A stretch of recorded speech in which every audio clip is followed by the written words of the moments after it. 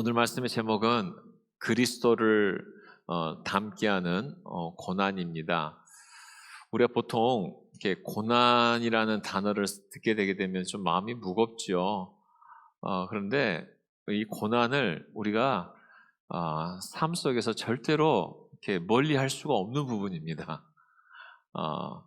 어차피 삶 속에서 멀리할 수 없는 부분이라면 어떻게 해야 될까요? 이 고난의 의미를 알고 좀 가까워져야 돼요.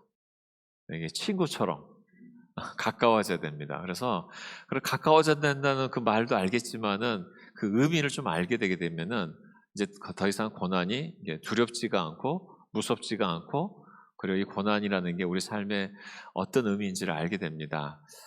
지난주에 부활했는데 또 다시 고난 얘기하니까 근데 오늘 그리스도를 닮게 한다는 데 집중해 주시기 바래요. 그리스도를 닮게 한다는 거. 여러분, 누군가가 나를 위해서 이렇게 기도해 준다는 거 참으로 복된 일입니다. 그리고 마음에 간절함이 있으면은요, 누구한테 부탁을 하냐면은 좀 기도하는 사람한테 부탁하지 않겠어요? 제가 우리 동네 주변에 제가 전도하려고 하는 분이 계십니다. 오늘 여러분 초청장 받으셨죠? 그거 반드시 전달해 주시기 바랍니다. 전달해 줄 사람이 없으면 길 가는 사람한테라도 주세요. 그냥 꼭 그 포스터를 간직하지 마시고 꼭 전달해 주시기 바랍니다. 그래서 저도 이게 전달하려고 지금 생각하고 있는데, 그분이 저한테 몇 주 전에 이런 얘기를 하셨어요. 목사님, 안수기도 좀 해주세요. 이분이 교회 다니신 분들은 아닌데 안수기도라는 걸 어떻게 아셨는지 안수기도를 해달라고 그런 얘기를 하시는데, 제가 그래서 한번 교회 오시겠어요? 그랬더니 이제 오신다고 했는데 못 오셨어요. 네, 근데 다시 기회를 좀 얻어서 다음 주에는 오시도록 좀 하려고 하는데, 왜 그분이 저한테 안수기도 해달라고 그랬을까요?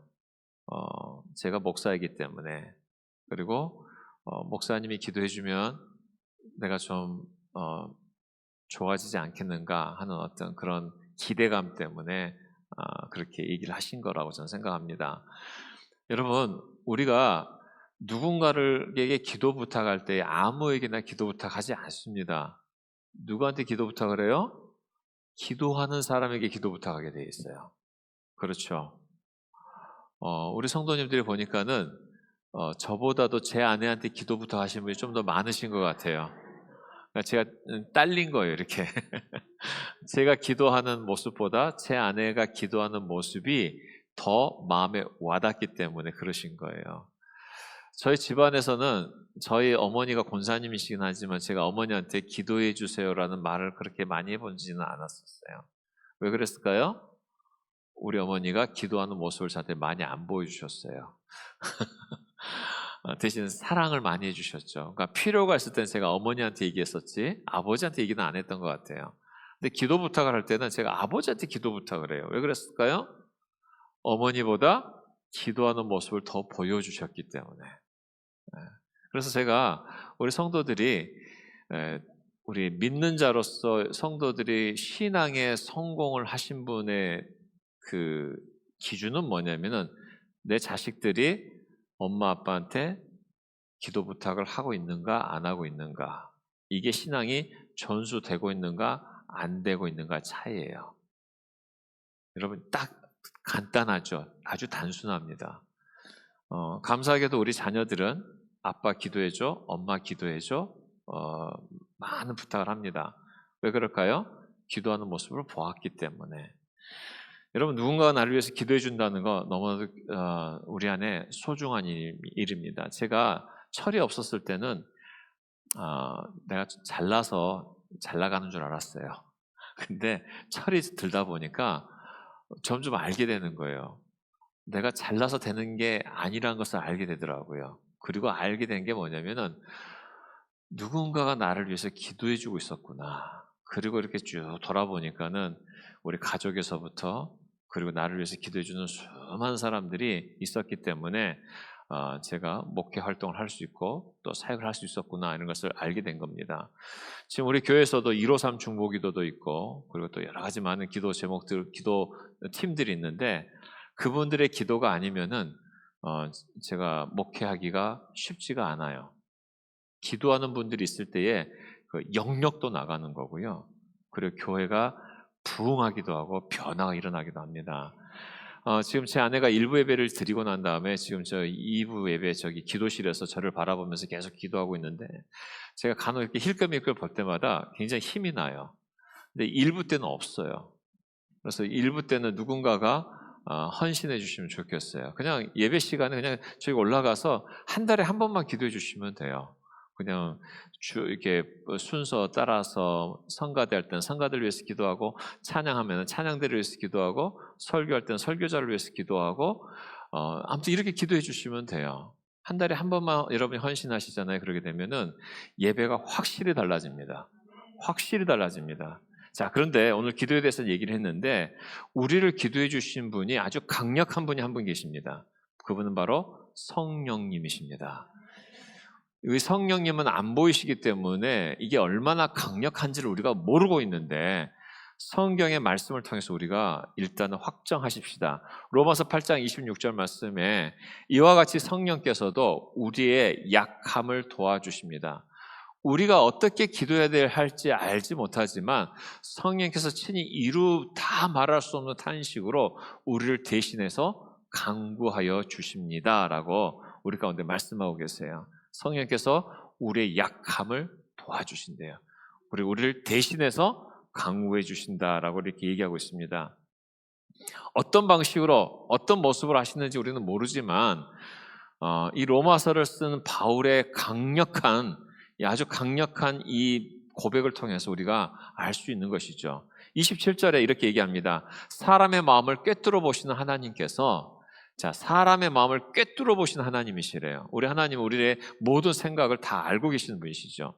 성령의 생각이 어떠한지도 알고 계세요. 그래서 성령께서 하나님의 뜻을 따라, 자, 우리의 생각을 꿰뚫어 보시는 그 하나님의 그 생각을 따라서 우리를 위해서 기도해 주신대요. 성도를 대신해서 간구하시기 때문이다, 이렇게 얘기하고 있습니다. 그러니까 성령님께서는 우리의 생각을 꿰뚫어 주신 하나님의 마음을 너무나도 잘 아시기 때문에 하나님의 뜻을 따라서 우리를 위해서 계속 기도해 주신다는 것이에요. 자, 그러면서 28절에 하나님을 사랑하는 사람들, 곧 하나님 뜻대로 부르심을 받은 사람들에게는 모든 일이 서로 협력해서 선을 이룬다는 것을 압니다. 자, 잘 보세요. 이 말씀 그대로 놔둬 주시기 바랍니다. 하나님을 사랑하는 사람들, 하나님 뜻대로 부르심을 받은 사람들에게는 모든 일이 서로 협력해서 선을 이룬다 했었을 때 우리가 이 말씀을 대부분 어떤 식으로 적용하냐면은 좀 안 좋은 일이 있어도 합력해서 선을 이룬다. 좀 힘든 일이 있어도 하나님은 합력해서 다 선을 이룬다. 이런 생각으로 우리가 이 말씀을 적용할 때가 대부분입니다. 그런데 우리가 잊어버리지 말아야 될 것은 뭐냐면은 이 28절의 말씀은 성령께서 우리를 위해서 기도해 주신 그 결과로 이런 일이 일어난 거예요. 그냥 우연하게 이렇게 일어나는 것이 아니라, 막연하게 일어나는 것이 아니라 성령께서 우리를 위해서 기도해 주시기 때문에 우리 삶 가운데 일어나는 이 모든 일이 서로 협력하게 되고 그리고 그것을 선을 이룬다는 것을 우리는 알게 됐다라고 바울이 이렇게 고백한 것입니다. 그리고 우리에게 가르쳐주고 있는 거예요. 가르쳐주고 있는 거예요. 그래서 우리 삶 가운데 모든 일이 서로 협력하여 선을 이루는 것은 기도의 결과입니다. 누구의 기도의 결과? 성령께서 우리를 위해서 하는 그런 기도의 결과라는 것이에요. 그럼 성령의 기도가 우리 가운데 어떻게, 우리 가운데 중요한 기도가 무엇일까요? 우리에게 중요한 기도는 이겁니다. 내 삶 가운데 어떤 문제점, 건강을 위해서 기도하고, 물질을 위해서 기도하고, 또 살아가는 삶의 방식을 위해서 기도하고, 또 어떤 꿈이 있는데 그 꿈을 위해서 기도하고, 대부분 이런 거잖아요. 그런데 29절 말씀 보니까 성령님께서 기도하시는 초점이 있어요. 그 포커스된 게 있습니다. 그걸 우리가 딱 붙잡는 것이에요. 뭐라고 얘기합니까? 하나님께서는 미리 아신 사람들을 택하셔서 자기 아들의 형상과 같은 모습이 되도록 미리 정하셨으니, 자, 미리 정했다고 얘기하시고 미리 아신 사람들을 택하셨다고 얘기합니다. 이것은 그 아들이 많은 형제 가운데서 맏아들에게 되게 하려는 것이다. 자, 뭐라고 해야 합니까? 두 번째 줄에 자기 아들의 형상과 같은 모습이 되도록 기도하신다는 거예요. 무슨 말입니까? 성령께서 우리 가운데 하시는 아주 강력한 기도의 포커스는 뭐냐면 단순히 우리의 문제가 해결되는 게 아니라, 자, 성령 하나님께서 보셨을 때에 우리 삶의 문제들이 어떤 문제가 됐든 그분한테 문제가 되겠냐고요. 안 되죠. 우리 삶에 뭐 경제적인 문제가 있든 어떤 관계적인 문제가 있든 어떤 우리 인생의 어떤 비전의 문제가 있든 성령님께서 이게 문제가 되겠냐고요. 엄밀히 따지면 우리가 아직 그분의 역사를 우리가 모르기 때문에, 참여하지 않기 때문에 우리가 갈등할 수 있을지 모르지만은 적어도 성령 하나님 앞에서는 그게 문제가 되지 않아요. 자식의 문제도 문제가 되지 않고 우리 인생의 어떤 문제도 문제가 되지 않아요.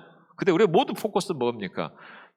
아무튼 이 땅의 것들에 대해만 포커스가 있잖아요. 그런데 성령께서는 하늘의 포커스를 주시는 거예요. 뭡니까? 아들의 형상을 같은 모습이 되도록. 다시 말해서 우리가 예수님 닮도록 하는 게 성령님의 기도의 포커스예요. 이게 더 중요하다는 거예요. 더 중요하다는 것입니다. 여러분, 우리가 그래서 우리 예수님을 닮아가도록 성령께서 우리를 위해서 기도하시는데, 이게 왜 중요하냐면은, 여러분, 우리가 예수님을 닮잖아요.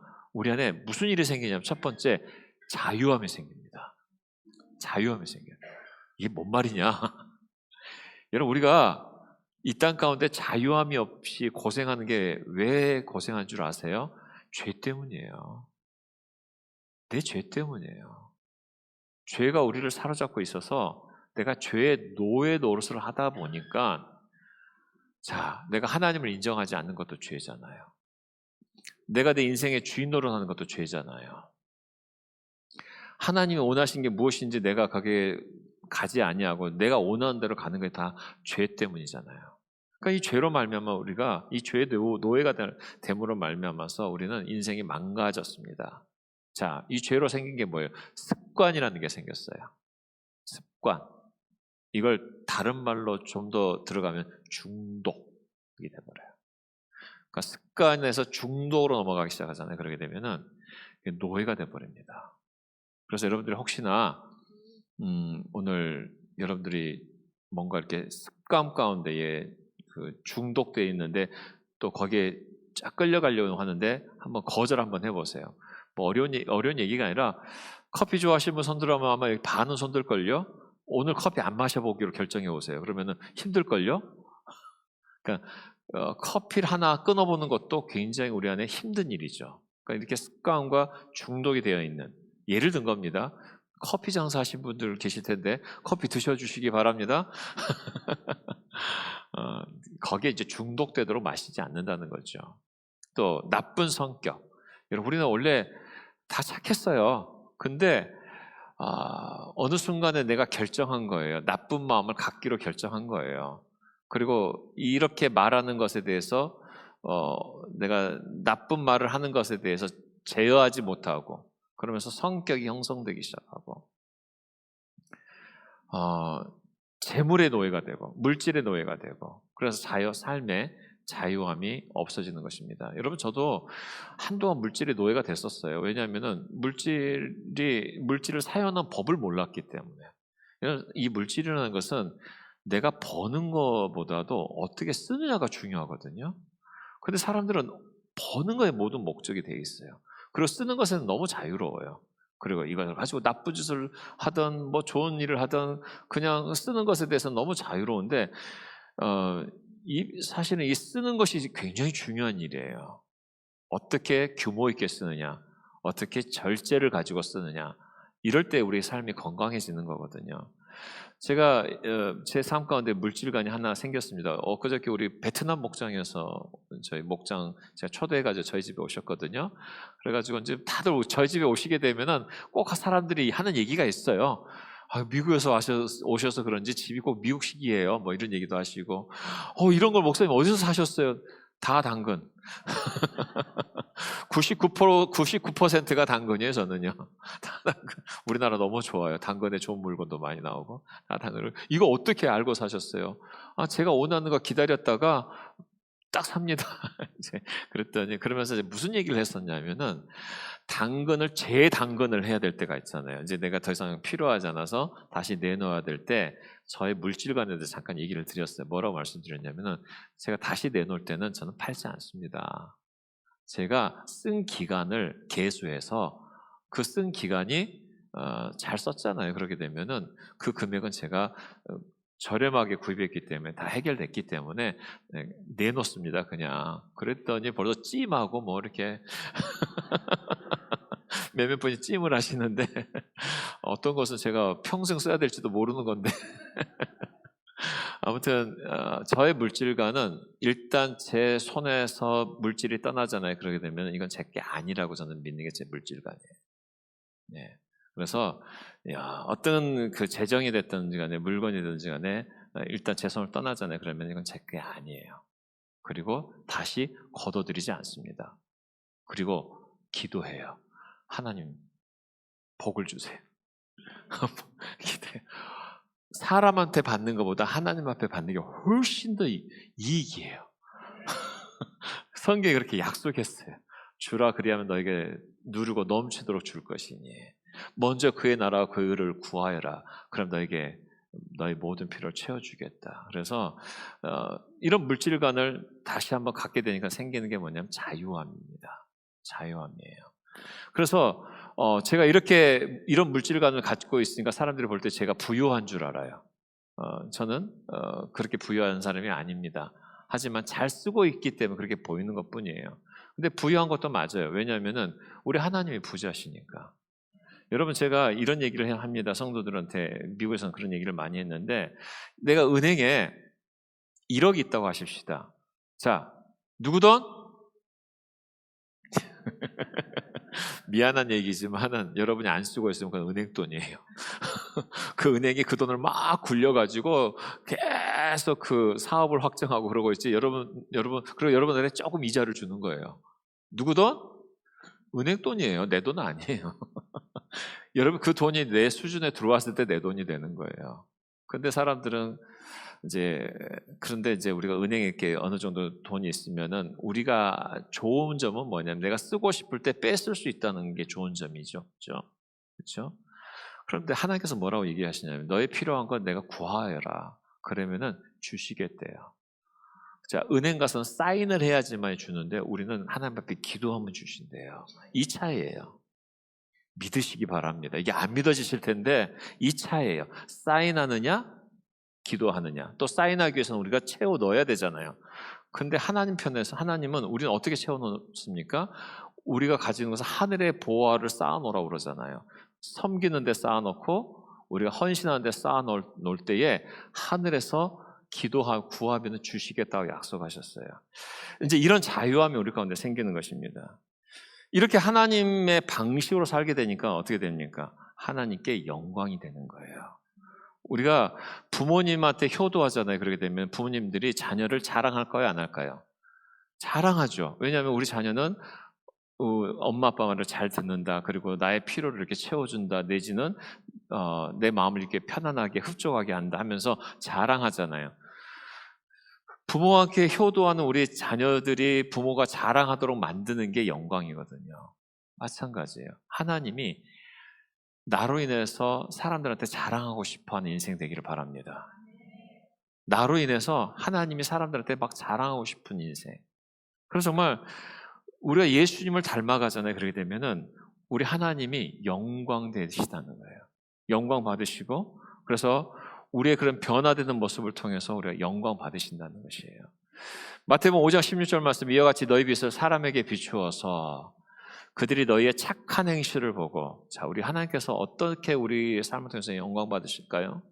우리의 착한 행실을 보고 우리 예수님을 닮아가서 예수님처럼 살아가는 그런 모습을 보고 하나님이 영광 받으신다는 것이에요. 자, 예수님처럼 되는 게 닮아가는 게 자유함이 생기고 하나님께 영광이 되는 것이고 세 번째로 뭐냐면은 천국을 더 즐길 수가 있어요. 여러분 이제 여기 한국에 사셔서 잘 모르시겠지만 여러분 외국 나가시게 되게 되면은 제일 먼저 하는 게 뭐냐면은 환율 계산해요. 한국에서는 얼마였는데 미국에서는 얼마야? 뭐 이런 거 막 계산하잖아요. 또 미국에서 이렇게 여행 가시게 되게 되면 팁 문화거든요. 그러면은 야, 한국에서는 10,000원이면 됐는데 여기서는 20,000원, 30,000원을 내서 먹어야 되고 또 팁을 내야 되고 뭐 이러니까 막 계산하다 보면은 자, 이민 가셔서 미국에 살면서 이거 계산하잖아요. 그러게 되면 못 살아요. 못 먹어요. 못 살아요. 그러면 어떤 사람이 잘 사느냐? 그 문화를 빨리 접한 사람이 이민 생활에 성공할 수가 있어요. 자꾸 나 한국 가면은 내가 이런 사람이 아니었는데, 내가 한국에서는 이런 삶을 살았는데, 내가 미국에서 이런 삶을 살고 있네. 막 이러잖아요. 그러게 되면은 제대로 못 살아요. 그걸 다 내려놓고, 미국에서는, 여기서 대기업 부장이어도요, 제일 먼저 하는 게 뭔 줄 아세요? 언어가 안 되니까 밤에 청소해야 돼요. 밤에 청소해야 됩니다. 3시간, 4시간씩 청소해야 돼요. 그걸 몇 년을 하느냐? 2년, 3년 해야 돼요. 그리고 난 다음에 언어가 좀 통하고 문화에 좀 접하고 난 다음에 그 다음 조금 이렇게 비즈니스를 한다든가 뭐 이런 걸 해 나가면서 일반적으로 해 나가는 거거든요. 근데 이 땅 것은 그러니까는 내가 전에 이런 삶을 살았는 것을 버리지 않으면은 그 땅에 정착이 안 돼요. 자, 똑같은 원리입니다. 똑같은 원리입니다. 우리가 이 땅의 것을 빨리 버리지 않잖아요. 그러면은 천국의 삶, 하나님 나라의 삶이 무엇인지 모릅니다.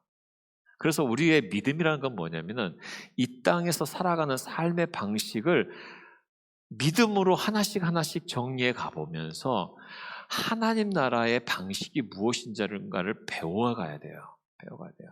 그 배워가는 방법 중에서 가장 강력하게 배우는 게 뭐냐면 물질관이에요. 물질관. 그리고 인간관계관이에요. 어떻게 용서해야 될지, 어떻게 사랑해야 될지, 물질에 대해서 어떤 모습을 우리가 주님 앞에 성실해야 되는지, 이런 것들이 신앙생활 가운데서 우리가 가야 되는 것입니다. 그러면서 우리가 점점점 예수님을 닮아가게 되고, 그리고 기도하게 되고, 그리고 주님이 우리를 가장 성령께서 우리를 위해서 기도하시는 가장 최선이 뭐냐? 바로 예수님을 닮아가는 것이니까. 자, 그래서 이제 우리가 주님을 가야 된다는 게 굉장히 중요한 거라면은 어떻게 하면 우리가 그리스도를 닮을 수 있는가? 답을 말씀드릴게요. 주님께서 우리가 주님을 닮아가도록 하는 방식이 뭐냐? 고난이에요. 고난. 그러니까 이 고난이라는 것은 우리 인생 속에서 없애고 싶다고 해서 없앨 수 있는 게 아니고요. 어차피 있는 고난이라면 이 고난의 의미를 알고 내가 환영하고 이 고난 속에서 우리가 어떻게 승리할 수 있을지를 배워가셔야 돼요. 할렐루야. 제가 이런 말을 처음 이렇게 들었을 때 귀에 들어오지도 않더라고요. 왜냐하면 거부하고 싶어요. 오늘 설교 망쳤다. 아니, 오늘 주일 예배 난 안 듣고 싶은 얘기잖아요. 우리는 뭐 성공, 뭐 축복, 뭐 이런 얘기 많이 듣고 싶잖아요. 근데 이 성공이나 축복이나 이런 모든 말들이 반드시 뭐가 기반이 돼야 되냐면 이 고난이 기반이 돼야 돼요. 제가 요즘에 그 목회 서신을 썼지만은 제가 그 운동을 다시 이제 시작을 했어요. 이제 제가 제 몸을 보더라도 너무 형편없어요, 지금. 이렇게 살면 안 될 것 같아. 그래서 이제 운동을 시작을 했는데 안 하다 하니까 어떻게 될까요? 꾀가 생겨요. 이제 약속을 했어요. 이제 약속을 했기 때문에 안 갈 수는 없잖아요. 그런데 자꾸만 그 약속을 비껴가고 싶어져. 자꾸 비껴가고 싶어져요. 될 수만 있으면 이렇게 비껴가고 싶어져요. 그래서 운동을 가르치신 분들은 그런 심리를 아시고 계속 친절하게 그분한테 전화도 해주고 막 그래야 돼요. 그분이 저를 아주 집요하게 전화하세요. 저의 사정을 안 봐줘요. 막 계속 그래도 힘내셔야 됩니다. 뭐 이러면서 막 하는데 자, 운동을 안 하다가 하니까는 하는 그 시간이 즐거움일까요? 고통일까요? 죽을 것 같아요. 막 숨이 허허허 차고요. 막 안 쓰던 근육을 막 늘리고 찢고 막 이러니까 막 죽을 것 같아요. 근데 그게 나한테 좋은 거예요, 나쁜 거예요? 좋은 거죠. 여러분 다 아시네요. 꼭 우리 고난이 그래요. 우리 고난이 그래요. 우리의 삶 막 찢어내고 막 이렇게 나가는데 그때는 죽을 것 같은데 그 시간을 통해서 우리가 무엇을 버리게 되냐면은 내가 누군가, 내가 하나님 노릇하려고 했었던, 내가 내 인생의 주인으로 하려고 했었던 것들을 버리게 되고요. 그리고 하나님이 내 인생의 주인 되십니다라고 고백하게 돼요. 고난은 반드시 우리 가운데 유익합니다. 그래서 이런 고난이 우리를 방식이 그 예수님을 닮아가게 하는 거. 그래서 로마서 8장 18절 말씀에 제가 설교 준비 다 하고 난 다음에 이 말씀을 제가 전달을 못했는데 그냥 읽어드릴게요. 현재 우리가 겪는 고난은 장차 우리에게 나타날 영광과 비교했을 때 아무것도 아니다 이렇게 얘기해요. 제가 운동을 열심히 해가지고 그 고난을 극복하잖아요. 그렇게 되면 나중에 어떻게 됐어요? 몸이 건강해지고 나면은 그동안 고통스럽게 운동했던 것들이 비교가 되겠어요? 정말 다행이다 그러죠. 그와 비슷하게 우리의 현재 당하는 고난은 앞으로 하나님께서 우리에게 주실 영광에 비하면 아무것도 아니래요. 그러면은 하나님의 영광을 위해서 고난을 예비하셨다는 거예요. 예비하신 겁니다. 그래서 이게 18절의 말씀이고요. 28절에 다시 보여주시기 바랍니다. 하나님을 사랑하는 사람들, 곧 하나님 뜻대로 부르심을 받은 사람들에게는 뭐라고요? 모든 일이 서로 협력해서. 자, 그 전절에는 고난에 대해서 얘기를 했었잖아요. 그리고 28절에 어떤 결론적으로 말하는 것은 이 모든 일을 서로 협력했을 때 이 모든 일 안에 뭐가 포함되어 있냐면 고난이 포함되어 있는 거예요. 이 고난이 포함되어 있는 거예요. 그래서 이 고난을 통해서 우리가 협력해서 선을 이루어 가시는 것. 누가? 성령님께서 우리의 삶에 고난을 허락하셔서 선을 이루어 가시는 것이에요. 그래서 29절 말씀에 또 이렇게 얘기합니다. 하나님께서는 미리 아신 사람을 택하셔서 자기 아들의 형상과 같은 모습이 되도록 미리 정하셨대요. 미리란 말의 의미는 계획하셨다는 거거든요. 그러니까 우리가 예수님을 닮아가도록 미리 계획하셨대요. 이 미리 계획하셨다는 그 계획 속에 무엇이 들어가 있다고요? 고난도 들어가 있어요. 고난이 들어가 있어요. 그래서 이런 고난이 우리가 우리 인생 속에 이렇게 올 때 너무나도 힘이 들고 정말 무섭기도 하고 피해가고 싶지만 하나님께서 우리 가운데 고난을 허락하신 이유가 있을 거 아니에요. 아까도 말씀드렸듯이 우리가 죄에서부터 자유케 하기 위해서, 하나님께 영광되는 인생이 되도록 하기 위해서, 그리고 천국의 소망으로 살아갈 수 있도록 하기 위해서 우리 가운데 그렇게 하셨다는 것입니다. 자, 그렇다면은 일단은 우리가 고난을 환영하지 않는다 하더라도 고난의 의미를 알았잖아요. 이 고난이 우리 인생 속에 없을 수 없다는 거. 저도 제 인생 속에서 보게 되면은 수많은 고난을 지나왔었어요. 근데 내가 입맛대로 이 고난은 내가 피해갈 거야. 이 고난은 이 정도면 내가 받을 수 있어. 이거 피해갈 거야. 이랬나요? 그런 적은 없어요. 나와 내 의지와 상관없이 고난이 막 밀려옵니다. 그런데 지나오고 보니 나로 하여금 주님을 만나게 해주시는 고난이셨고, 나로 하여금 나의 믿음이 더 자라날 수 있는 고난이셨고, 나로 하여금 예수님을 닮아가도록 만드는 그런 고난의 그 시간들이었어요. 안 그랬으면 내가 훨씬 지금보다 형편없는 사람이 됐을 텐데 고난이 우리 가운데 유익이 됐던 것을 알게 되는 것이죠. 자, 그렇다면은 피할 수 없는 거라면은 우리가 고난 가운데 있을 때에 5가지 하지 말아야 될 것에 대해서 좀 이런 말씀드리고 싶습니다. 첫 번째는 뭐냐면은 두려워하지 마세요. 특별히 사람을 통해서 오는 핍박에 대해서 사람을 두려워하지 마시기 바랍니다. 이런 일터 속에서나 또 주변에서 사람을 통해서 우리가 오는 그런 핍박이 있어요. 근데 이제 이 성경에서 말하는 이 핍박은 주의 복음을 전하다가 생기는 목숨을 내놓는 핍박까지도 포함하고 있는 거거든요. 그래서 로마서 8장 31절에 바울이 그런 얘기를 합니다. 그렇다면 이런 일을 두고 우리가 무엇이라고 말할 수 있겠습니까? 하나님이 우리 편이시면 누가 우리를 대적하겠습니까? 이렇게 얘기해요. 하나님이 우리 편이시면 누가 우리를 대적하겠습니까? 그런데 여러분, 사람으로부터 오는 여러 가지 많은 그 두려움들이 있습니다. 이게 이 세상이 악하기 때문에 우리를 정말 엄습해온 어떤 그런 두려움도 있을 수 있고요.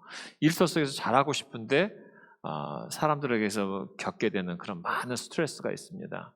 그에 대해서 두려워하지 말라라고 얘기하고 있습니다. 왜냐하면 주님께서 그 모든 다스리심이 주님 손에 있기 때문에. 그래서 성경 말씀을 이렇게 통해서 내가 사람을 통해서 오는 그런 고난에 대해서 적을 두려워하지 말라고. 그래서 시편 23편 말씀에 다윗은 정말 어쩔 수 없이 피해 다닐 수밖에 없었어요. 왜 그러냐면은 사울 왕이 하나님의 기름 부으심 받은 바 그 왕이 자기를 쫓아다니니까 하나님의 기름 부으신 왕을 자기가 대적할 수 없으니까 도망 다니는 거예요. 이게 적군이라면 싸워서 이길 텐데 이게 그럴 수 없는 관계가 있잖아요. 여러분들이 직장 다니다가 일터 속에서 스트레스를 많이 받아요. 직장 상사로부터. 그러면은 이게 딱 부딪혀가지고 당신이 오르냐 내가 오르냐 한번 해보자 막 이러면 좋을 텐데 그렇게 못 하잖아요. 왜? 잘리니까. 그러면 안 되니까. 그러니까 어쩔 수 없이 그런 관계 가운데 있을 때가 있어요. 그때 다윗이 이렇게 고백합니다. 5절 말씀에 주께서 내 온수들이 보는 앞에서 내게 상을 차려주시고 잔치를 베풀어 주시겠다는 거예요. 내 머리에 기름을 부으시고 귀한 사람으로 여겨주시겠다는 거예요. 나를 귀한 손님으로 맞아주시니 내 잔이 넘치나이다. 하나님의 온수는 하나님이 갚아주시겠대요. 그래서 우리가 그것을 인내하는 거예요. 인내하는 겁니다. 두려워하지 아니하고 인내하는 것입니다. 그래서 여러분들 하나님께서 우리 삶 가운데 이렇게 어떤 핍박이 온다 하더라도 여러분 두려워하지 마시기 바랍니다. 저도 그런 적이 있었어요. 제가 이민교회 하다 보니까는 막 위협이 오는데 어떻게 위협이 오냐면은요, 뭐 이런 식의 위협이 와요. 뭐냐면은 예를 들어서 우리 그 교회 오신 성도들, 그러니까 성도가 아닌 분들이 교회에 계실 때가 있어요. 아직 예수님을 안 믿는 분인데 그냥 교회에서 좀 오래 있다 보니까는 뭐 이렇게 목소리 높이시고 그러신 분들이 예전에 있었는데. 그분들은 이제 자기 입장을 변호해주지 않았다고, 또 내가 원하는 대로 목사님이 이렇게 해주지 않았다고, 이게 그 핍박을 받을 때가 있었어요. 근데 이제 그 핍박의 정도가 어느 정도냐면은 새벽에 전화가 와요. 술 먹고 전화가 오고, 안 받으면 안 받는다고 또 전화가 오고, 그 다음날 또 안 받는, 차라리 받는 게 그 다음날 덜 괴로워. 그러니까 받을 수밖에 없고. 그래서 그분이 이제 마지막으로 했던 게 뭐였냐면 신문에 내겠다는 거예요. 그래서 이 교회가 얼마나 나쁜 교회인지, 이 교회 목사가 어떤 사람인지 막 신문에 내겠다는 거예요. 근데 뭐 내라고 해도 상관없어요. 그런데 시끄러워지잖아요.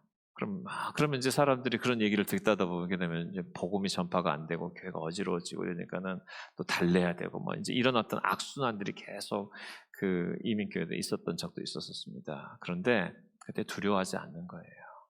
두려워하지 않는 거예요. 그래서 이제 기도하고 두려워하지 않고 제가 그렇게 얘기했어요. 우리 형제님이 그분한테 뭐 당신이 말이야 이러면 안 돼요. 우리 형제님이 그것을 통해서 마음이 다 풀리신다면은 신문에 자세하게 내시기 바랍니다. 만약에 신문 낼 비용이 없으면 제가 대드리겠습니다. 이랬어요. 낼 수 있을까요? 없을까요? 못 내죠. 그러니까 이게 하나님이 우리와 함께 하시게 되게 되면은 우리가 좀 믿음으로 좀 담대하게 나갈 필요가 있어요. 하지만 겸손하게. 싸우는 것이 아니라. 두 번째로 우리가 고난이 있을 때 두려워하지 말아야 될 것은 뭐냐면은 필요가 채워지지 않을까 하는 염려에서도 우리를 두려워하지 마시기 바랍니다. 필요가 채워지지 않을까 하는 염려, 다시 말해서 경제적인 궁핍입니다. 여러분, 우리가 경제적으로 궁핍이 오잖아요. 그러면은 결국 끝에 가서는 마지막까지 가게 되면 먹을 게 없는 거거든요. 그런데 지금 우리나라가 선진국이에요. 먹을 것이 넘쳐나는 곳이에요, 사실은요. 그거는 먹을 거 있으면 살 수 있는 거거든요. 먹을 것이 없어서 굶어 죽는 나라가 있는데 먹을 거 있으면 사는 거거든요. 그래서 만약에 이래서 경제적인 궁핍이 왔는데 마지막에서 먹을 것이 없어가지고 굶어 죽었다 그러면은요, 제가 우리 미국에서 그런 얘기를 했었어요. 우리 유학 오신 친구, 유학 오신 분들이 굉장히 가난하게 살아요. 이해 안 되시죠? 여기서 유학 갔다 그러면 굉장한 거잖아요. 근데 유학 온 친구들은 워낙 비싸니까 가난하게 살아요. 막 가난하게 살아요. 그러다 보니까 교회 와서 헌금 내더라도 1불 내고 뭐 2불 내고 뭐 이렇게 하면 가난하게 살아요. 그러면 여행은 꼭 가야 또 여행 꼭 가고. 그래서 제가 그 형제한테 그런 얘기 했었어요. 형제님, 한번 11조 한번 해보세요. 그랬더니 주님, 그분들이 하는 얘기가 저 그럼 굶어 죽어요. 그래서 제가 이런 얘기를 했었어요. 21세기 미국에 유학 와서 굶어 죽었다고 하면은 분명히 신문에 날 겁니다. 왜냐하면 그런 일이 없기 때문에. 21세기 미국에 유학 와가지고 주님 앞에 11조 했다고 해서 굶어 죽으면은 신문에 분명히 날 겁니다. 근데 그런 일은 있을 수 없어요. 그리고 난 다음에 그런 얘기를 제가 한번 도전했던 적이 있었습니다. 그랬더니 이제 그런 형제들 중에 한 분이 그 말에 이렇게 마음에 이렇게 헌신이 있어가지고 나중에 유학 끝나고 한국 돌아갈 때에 자기가 타고 있었던 차를 그냥 교회에다 드리고 갔어요. 그래서 그냥 차를 완전히 딱 드리고 교회 떠면서 그동안 목사님 감사합니다 하면서 갔어요. 물론 이제 그것을 팔아서 다 드린 거죠. 여러분 우리가 경제적인 어떤 부분에 있어서 아까도 말씀드렸었지만 물질에 대해서 여러분 너무 염려하지 마시기 바랍니다. 왜냐하면은 성경에 약속되어 있어요. 먼저 그의 나라와 그 의를 구하여라. 그리하면 이 모든 것을 너에게 더하시겠다고 약속하셨어요. 내가 원하는 걸 못 써서 그렇지 하나님께서 먹고 사는 문제 해결해 주십니다. 내가 원하는 걸 못 쓸 뿐이에요. 내가 원하는 건 못 쓰고 내가 누리고 싶은 거 못 누리는 거예요. 그리고 사람들은 누리고 있고 나는 못 누리고 있으면서 자꾸 이렇게 비교하게 되는데 이것도 하나님께로부터 온 게 아니에요. 하나님께로부터 온 게 아닙니다. 하나님께서는 우리가 하나님 나라와 의를 구하며 살잖아요. 그렇게 되면 반드시 우리의 모든 것을 채워주시겠다고 약속하셨어요. 내가 욕심을 버리면 내가 이거 아니면 안 돼요 하는 것들을 주님 앞에서 하나씩 정리하잖아요. 그렇게 되면은 우리 삶 가운데 주님께서 다시 새롭게 하기 시작하십니다. 새롭게 하기 시작하세요. 32절 말씀에 자기 아들을 아끼지 않으시고 모든을 위해서 내어주신 분이 어찌 그 아들과 함께 모든 것을 우리에게 선물로 거저주시지 않겠느냐. 이게 무슨 말이냐면 이렇게 상상해 보시기 바랍니다. 제가 어렸을 때 한국은 모르겠는데 우리 어렸을 때 우리 아이들, 저의 자녀들이 생일날이 되잖아요. 그렇게 되면 생일 파티를 해줍니다. 그럼 생일 파티 할 때에 친구 아이들이 한 7, 8명 이렇게 오지 않습니까? 그러면은 그 아이들을 위해서 선물을 하나씩 준비를 해줘야 돼요. 이게 미국의 그 어떤 문화예요. 그래서 아이들 오게 되면은 아주 조그만 거, 그 큰 거 아니에요. 아주 조그만 거. 지금 우리로 말하면 한 2,000원, 3,000원짜리예요. 그냥 다. 뭐 좀 비싸봐야 한 10,000원. 선물 하나씩 다 준비해 줍니다. 자, 질문. 이 선물을 내 자식 때문에 선물을 준비하는 거예요? 아니면 걔네들이 이뻐서 준비하는 거예요? 뭐예요? 네, 걔네들이 이뻐서 준비하는 경우는 거의 없어요. 왜 이렇게 많이 왔니? 내 자식 때문에 준비해서 다 주는 거예요. 선물 주는 거예요.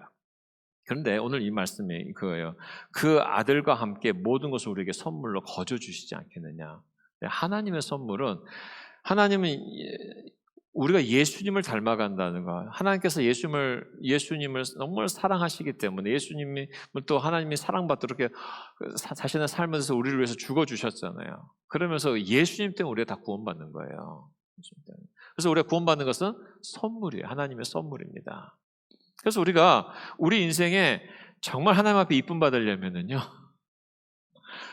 예수님 중심으로 사시면 돼요. 예수님이 내 삶의 중심입니다. 예수님 중심입니다. 이 삶을 사시게 되게 되면은 우리가 이 땅 가운데서 절대로 경제적인 그 어려움 때문에 그 어려움을 극복 못하고 그러지 않습니다.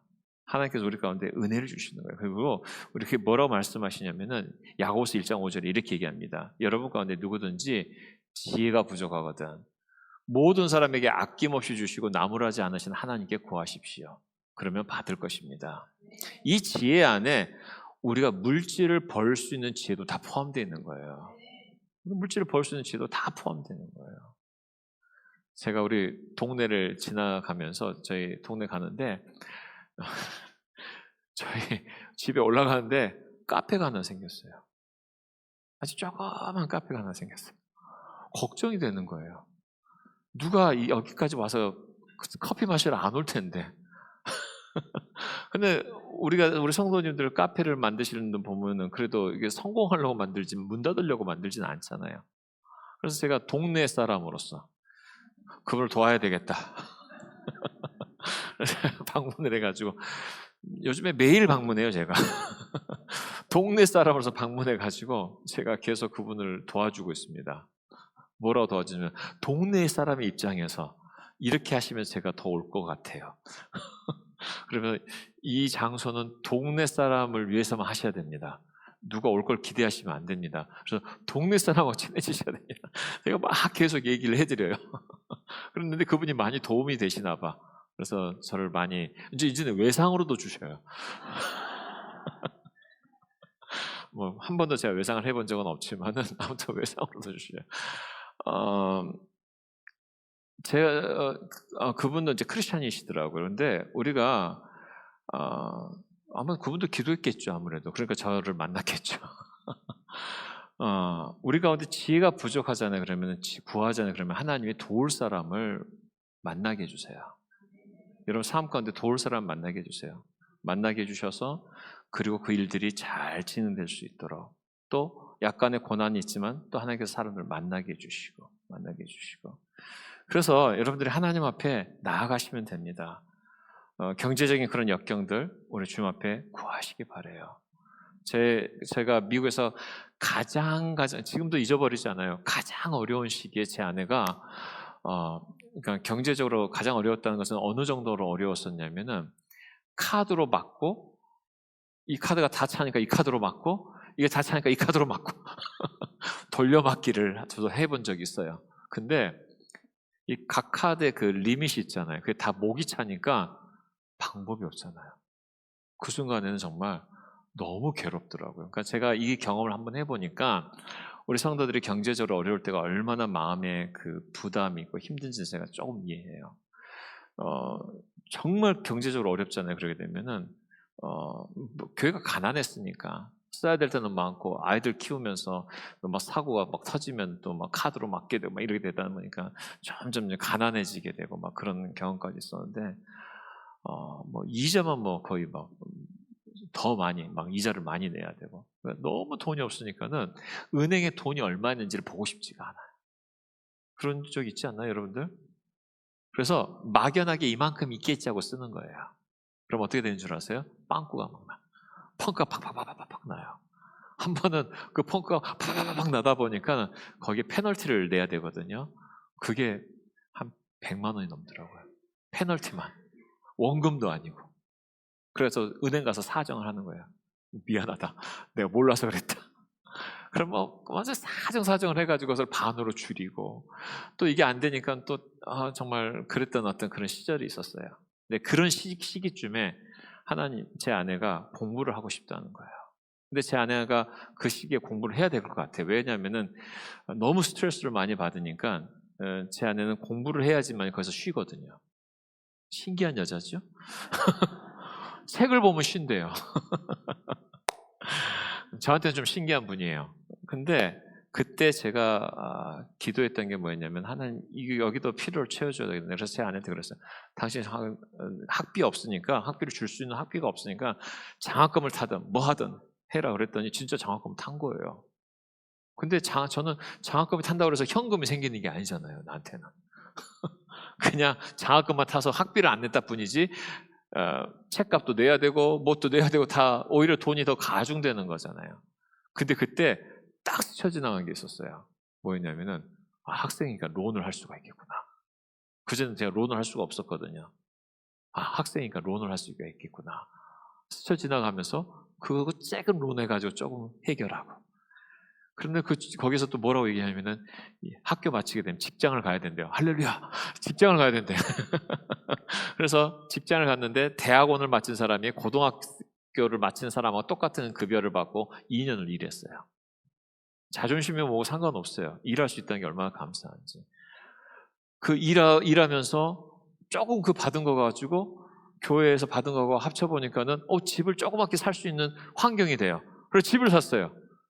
그럼 몇 년 있었더니 그 집이 조금씩 오르다 보니까는 오르는 값을 또 빼먹는 거예요, 제가. 빼가지고 그 빚을 갚기 시작하고 막 하면서 또 제 아내가 대학원을 공부하고 나니까 어떤 일이 납니까? 공부하는 방법을 알게 되니까는 성경 공부 교재를 만들기 시작하고 목사님들에게 그 상업 공부를 인도하기 시작하고 그러면서 많은 사람들에게 영향을 미치게 되고 그 다음에 성식교회 와서 지금도 이렇게 하게 되고. 자, 보세요. 제가 긴 얘기를 했었지만은 출발점이 뭐였었어요? 하나님 주신 지혜를 따라서 순종한 것 뿐이에요. 전혀 형편이 안 됐음에도 불구하고 하나님이 지혜를 주셔서 순종했는데 그게 꼬리를 물면서 결국은 모든 것들이 다 합력하여 선을 이루어 가시는 하나님의 역사를 제가 경험해 보고 나니까 담대하게 말씀드릴 수 있는 것은 뭐냐면 여러분, 지금 경제적인 문제 때문에 두려워하지 마세요. 하나님께서 우리 삶에 지혜를 주시고 그 은혜를 따라서 우리의 삶을 들여보잖아요. 그렇게 되면은 하나님께서 반드시 우리의 그 문제를 해결해 주십니다. 자, 우리 마음 가운데 또 두려워하는 게 뭐가 있을까요? 어떤 게 우리가 정말 고난 가운데 하지 말아야 될까? 적을 두려워하지 말고 경제적인 궁핍에 대해서 여러분 두려워하지 말고 세 번째가 뭐냐면 마음속에서부터 들려오는 내면의 목소리가 있는데 거기에 귀를 기울이지 마시기 바랍니다. 특별히 뭐 어떤 거냐면은 내가 살아가면서 생겼던 실수들이 있어요. 이러지 말았어야 되는데 하는 것들이 있어요. 그게 딱 우리 발목을 붙잡습니다.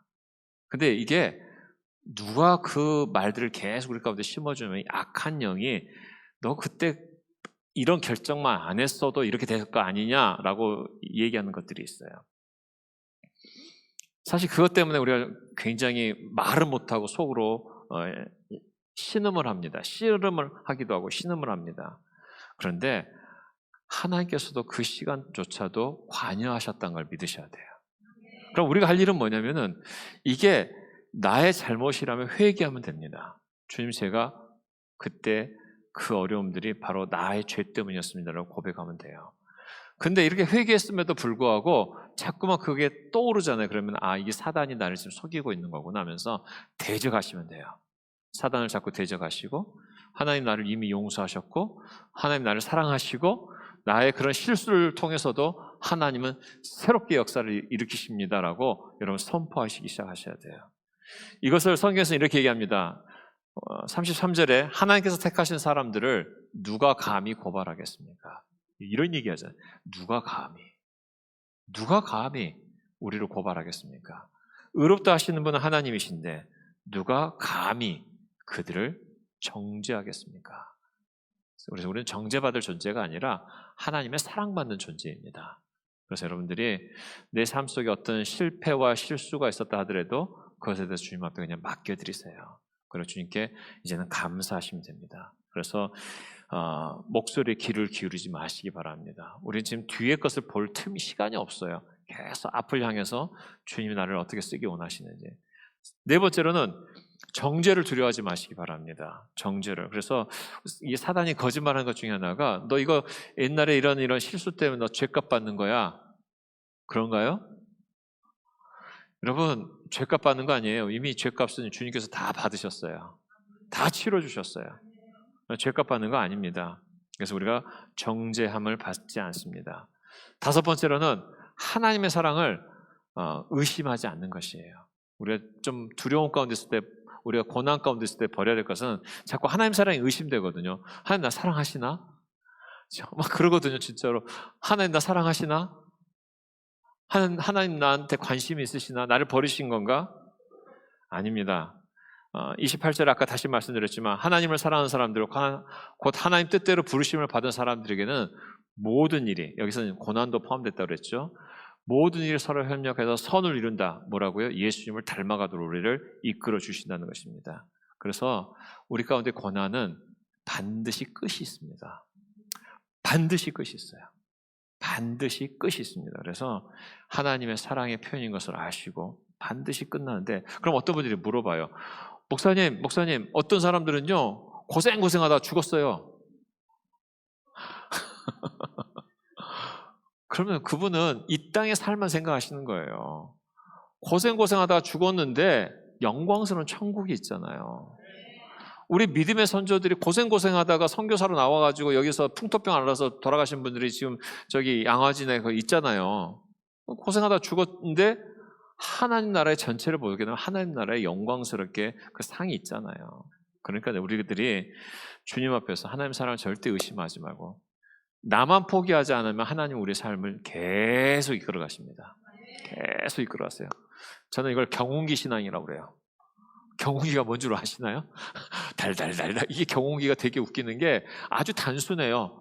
그냥 달달달달달달 가는데 얘는요, 시동만 안 꺼놓으면 어디든지 올라가요. 달달달달달 힘이 좋아가지고 어디든지 올라갑니다. 시동만 안 꺼지면.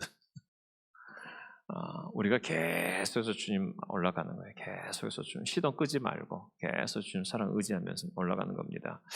그래서 하나님 사랑을 의심하지 않습니다. 35절 말씀에 이렇게 얘기합니다. 누가 우리를 그리스도의 사랑에서 끊을 수 있겠습니까? 환난입니까? 공고입니까? 박해입니까? 굶주림입니까? 헐벗음입니까? 위협입니까? 또는 칼입니까?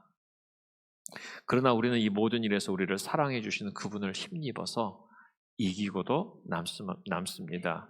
나는 확신합니다. 죽음도 삶도 천사들도 권세자들도 현재 장래 어떤 능력도 높음도 깊음도 그 밖에 어떤 피조물도 우리를 우리 주 예수 그리스도 안에 있는 하나님 사랑에서 끊을 수 있다? 없다라고 말씀하십니다. 그럼 우리가 고난 가운데 해야 될 4가지 간단하게 말씀드리면, 첫 번째는 뭐냐면 회개입니다. 왜 그러냐면은 제가 아까 말씀드렸듯이 우리 인생 가운데 오는 그 고난 중에 참 많은 분이 죄 때문에 오는 경우가 많아요.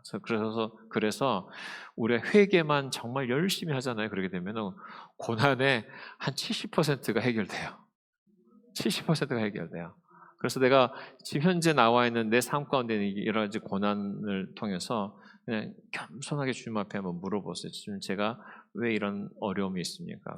그러다 보면 주님이 가르쳐 주세요. 내가 잘못 생각했었던 것들, 내가 미워했었던 것들, 교만했었던 것들, 내가 정말 하나님을 인정하지 않았던 것들, 이 모든 것들이 안에 들어가 있습니다. 그래서 회개의 삶을 살아보는 것입니다. 자, 회개했는데도 더 이상 뭐 회개할 게 없는데도 여전히 내 마음이 편하지 않잖아요. 그 고난이 계속 있잖아요. 그렇게 되면은 그 다음에 할 것은 뭐냐면 감사하는 겁니다.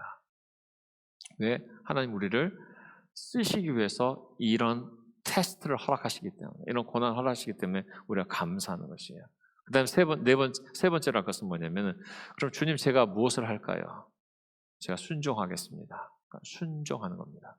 회개하고 감사하고 그 다음에 순종하는 겁니다. 그래서 하나님 제가 무엇을 순종해야 될지 이제 성경 말씀을 통해서 또 우리가 지나다니면서 이렇게 예배를 드리면서 하나님께서 나에게 탁 꽂히게 하는 부분들이 있어요. 그럼 그걸 가지고 하나님 앞에 순종해 보기로 결심하는 겁니다. 다음 주에 우리가 그 송솔나무 이게 왔을 때에 제가 초청하라고 그랬잖아요. 근데 한번 기도해 보세요. 이거 누구 줄까요? 근데 줘야 될 사람이 생각나는데, 그럼 수고가 필요하잖아요. 가서 말을 해야 되고 찾아가야 되고, 그럴 때에 한번 순종해 보는 겁니다. 이제 이런 순종, 작은 순종이 계속 쌓여서 주님 앞에 우리의 삶의 큰 순종으로 이어져 가는 겁니다. 마지막으로는 인내하는 겁니다. 여러분 주님 앞에 주님께서 우리의 이런 고난을 통해서 우리를 이끌어 가시고 만들어 가신 것을 인정하시고 여러분 인내하는 겁니다. 왜냐하면은 반드시 끝이 있기 때문에 인내할 수 있는 거예요. 끝이 없는데 인내한다는 것은 무의미하잖아요. 반드시 고난에는 끝이 있습니다. 그래서 인내해 보는 겁니다. 그래서 그러다 보면 이제 우리 인생을 쭉 살아갈 때에 내가 이렇게 이건 세상에서 가르쳐 주지 않는 거잖아요. 왜? 세상은 우리 인생이 어떻게 흘러가는지 모르기 때문에 가르쳐 주지를 않아요. 고난을 가르쳐 주지 않습니다. 그냥 성공, 잘 되는 거 이것만 가르쳐 주죠. 우리 이런 고난의 의미를 아시고 우리가 그리스도를 더 닮아가면서 우리 인생이 완전히 새로워지는 그런 은혜가 있기를 바랍니다. 마지막으로 어떤 분들은 고난이 없기를 바라지만은 없기를 바라는 그 인생 속에 고난이 참 많아요. 어차피 우리 인생은 고난이 옵니다. 죄로 인하든 하나님이 정말 우리를 이끌어 하시기 위해서 오던, 그래서 이걸 잘 해결해 나가면서 우리 한번 주님이 주시는 그런 기쁨 가운데 살아가는 저 여러분 되시길 주 이름으로 축원드립니다. 우리 한번 1분 동안만 주님 앞에 좀 나가십시다. 이 시간 주님 앞에 주님께서 나에게 말씀해 주시도록 우리 마음의 문을 여십시다. 하나님 아버지, 이 시간 사랑하는 우리 성도들이 함께 우리 마음의 문을 엽니다. 우리 인생 속에 정말 지워버리고 싶은 단어가 고난인데, 성경에서는 주님께서 우리를 예수님 닮도록 우리에게 고난을 허락하신다라고 미리 계획하셨다라고 말씀하셨습니다. 하나님, 저희들이 이제 순전한 마음으로 인정하게 하시고 정말 하나님 부르시는 그 부르심을 따라서 우리가 예수님을 닮아가도록 하나님, 저들 이 고난 가운데에 어떤 삶을 살지 가르쳐 주시옵소서. 주의 음성을 듣겠습니다. 우리 한 30초 정도만 우리 주의 음성 잠깐 듣도록 하겠습니다.